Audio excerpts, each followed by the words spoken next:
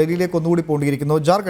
ഗൗതം, ജാർഖണ്ഡ് സംസ്ഥാനത്തിൻ്റെ രൂപീകരണം മുതൽ ഇങ്ങോട്ട് നോക്കിയാൽ സ്ഥിരതയാർന്ന ഒരു സർക്കാരിന് വലിയ ബുദ്ധിമുട്ട് നേരിട്ട്, അല്ലെങ്കിൽ സ്ഥിരതയായ ഒരു സർക്കാർ നിലനിൽക്കുന്നതിന് വലിയ ബുദ്ധിമുട്ടുകൾ നേരിട്ടൊരു സംസ്ഥാനമാണ് ജാർഖണ്ഡ്. എന്നാൽ അവിടെ BJPയുടെ സർക്കാരാണ് ആദ്യമായി അത്തരത്തിലൊരു ഒരു പ്രതിസന്ധി മറികടന്ന് എത്തുന്നത്. പിന്നീട് ഇപ്പോൾ JMM എത്തുന്നു. അങ്ങനെ മാറി മറിയുന്ന രാഷ്ട്രീയ സമവാക്യങ്ങൾക്ക് സാക്ഷ്യം വഹിച്ചൊരു സംസ്ഥാനമാണ് ജാർഖണ്ഡ്. പിന്നോക്ക വിഭാഗങ്ങൾ, വനവാസി വോട്ടുകൾ ഏറെ നിർണായകമാവുന്ന ജാർഖണ്ഡ്. എങ്ങനെയായിരിക്കും ജാർഖണ്ഡിൻ്റെ മനസ്സ്? എക്സിറ്റ് പോളുകളെ ശരിവെക്കുന്ന തരത്തിലേക്ക് നമുക്ക് വിലയിരുത്താൻ കഴിയുമോ? ഗൗതം, വളരെ വേഗം.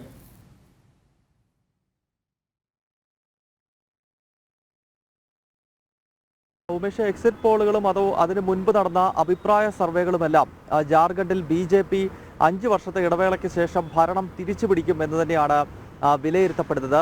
ജാർഖണ്ഡിൽ വലിയ ഭരണവിരുദ്ധ വികാരം ഉണ്ടായിരുന്നു എന്നത് ഒരു വസ്തുതയാണ്. കാരണം മുഖ്യമന്ത്രി തന്നെ അഴിമതി കേസിൽ ജയിലിൽ പോകുന്നു. മുഖ്യമന്ത്രിയുടെ പാർട്ടിയായിട്ടുള്ള ജാർഖണ്ഡ് മുക്തി മോർച്ചയ്ക്കകത്ത് തന്നെ ഹേമന്ത് സോറനും അതുപോലെ തന്നെ ഹേമന്ത് സോറന്റെ പത്നി കൽപ്പന സോറൻ ഉൾപ്പെടെയുള്ളവർക്കെതിരെ വലിയ പാളയത്തിൽ പടയുണ്ടായി. അതിന്റെ ഭാഗമാണ് ജാർഖണ്ഡ് മുക്തി മോർച്ചയുടെ വളരെ മുതിർന്ന നേതാവായിട്ടുള്ള ചമ്പായി സോറനും കൂട്ടരും അടുത്ത കാലത്ത് BJPയിലേക്ക് എത്തിയതുമൊക്കെ നമ്മൾ കണ്ടു. അങ്ങനെ ഭരണകക്ഷിക്കകത്ത് തന്നെ സർക്കാരിനോട് വലിയ അതൃപ്തി നിലനിൽക്കുന്ന ഒരു സാഹചര്യം അവിടെ ഇന്ത്യ മുന്നണി നേരിടുന്നു എന്നത് വസ്തുതയാണ്. അപ്പോൾ സ്വാഭാവികമായും ഭരണവിരുദ്ധ വികാരം ആഞ്ഞു വീശും എന്ന് തന്നെയാണ് പൊതുവെ ജാർഖണ്ഡുമായി ബന്ധപ്പെട്ട് വിലയിരുത്താൻ സാധിക്കുന്നത്. അതിനാൽ മുഖ്യ പ്രതിപക്ഷമായ BJP അത് കൃത്യമായി തന്നെ കഴിഞ്ഞ 5 വർഷം ജാർഖണ്ഡ് മുക്തി മോർച്ച സർക്കാരിനെതിരെ ഉയർന്നിട്ടുള്ള വിഷയങ്ങൾ, പ്രത്യേകിച്ച് അഴിമതി ആരോപണങ്ങളും ക്രമക്കേടും കെടുകാര്യസ്ഥിതിയും ചൂണ്ടിക്കാട്ടിയുള്ള പ്രചരണം BJP നടത്തി. അതുപോലെ തന്നെ മറ്റ് വിഷയങ്ങൾ കൂടി ജാർഖണ്ഡിൽ ഈ തെരഞ്ഞെടുപ്പിൽ വളരെ സജീവ ചർച്ചയായിരുന്നു. ഒന്ന്,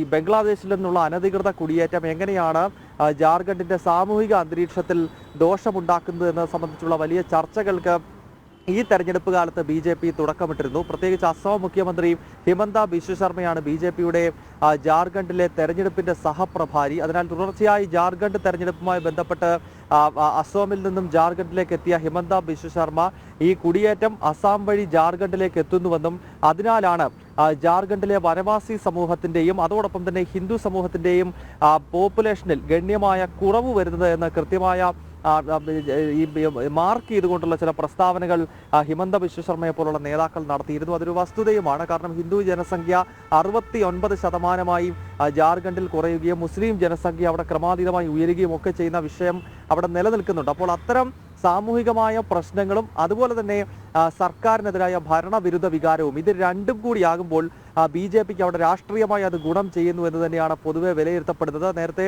ഉമേഷ് സൂചിപ്പിച്ചതുപോലെ ജാർഖണ്ഡ് മുൻകാലത്ത് 2000 ആ സംസ്ഥാനം AB വാജ്പേയിയുടെ കാലത്താണ് രൂപപ്പെടുന്നത്. അതിനുശേഷം പലതവണ സർക്കാരുകൾ മാറി മാറി വരികയും സ്വതന്ത്രൻ ഉൾപ്പെടെ അവിടെ മുഖ്യമന്ത്രിയാവുകയും ഒക്കെ ചെയ്യുന്ന അത്തരത്തിൽ രാഷ്ട്രീയ അനിശ്ചിതത്വത്തിന്റെ വലിയ വേലിയേറ്റങ്ങൾക്ക് സാക്ഷിയായിട്ടുള്ള ഒരു സംസ്ഥാനമാണ് ജാർഖണ്ഡ്. പക്ഷേ അവിടെ ഒരു സർക്കാർ ആദ്യമായി 5 വർഷം ഒരു മുഖ്യമന്ത്രി തുടർച്ചയായി ഇരുന്നത്, അതായത് 5 വർഷം പൂർത്തീകരിച്ചത് BJPയുടെ രഘുബർ ദാസ് ആണ്. ഇന്ന് അദ്ദേഹം ഒഡീഷയുടെ ഗവർണറാണ്. 2014 മുതൽ 2019 വരെയുള്ള കാലഘട്ടത്തിൽ ഒരു സുസ്ഥിരമായ സർക്കാരിനെ മുന്നോട്ട് കൊണ്ടുപോകുവാൻ BJPയുടെ രഘുബർ ദാസിന് സാധിച്ചിരുന്നു. അതല്ലാതെ ജാർഖണ്ഡിൽ ഒരു മുഖ്യമന്ത്രിക്കും 5 വർഷം പൂർത്തീകരിക്കാൻ കഴിഞ്ഞിട്ടില്ല. അതിനാൽ സുസ്ഥിരമായ സർക്കാരിനായി ഞങ്ങൾക്ക് വോട്ട് ചെയ്യുക എന്ന ആഹ്വാനത്തോടു കൂടിയാണ് BJP ഈ തെരഞ്ഞെടുപ്പിൽ ജാർഖണ്ഡിൽ ജനങ്ങൾക്ക് മുന്നിലേക്ക് എത്തിയത്. അപ്പോൾ അതേസമയം ഇന്ത്യ മുന്നണി നേരത്തെ സൂചിപ്പിച്ചതുപോലെ വിരുദ്ധ വികാരത്തിന് പല കാരണങ്ങളുണ്ടായി. മുഖ്യമന്ത്രി തന്നെ ജയിലിൽ പോകുന്നു, അഴിമതി ആരോപണങ്ങൾ ഉയരുന്നു. സ്വന്തം പാർട്ടിയിൽ നിന്ന് കോൺഗ്രസിനകത്തും ജാർഖണ്ഡ് മുക്തി മോർച്ചയ്ക്കകത്തും പോലും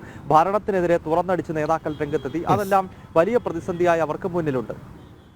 വളരെ നന്ദി ഗൗതം.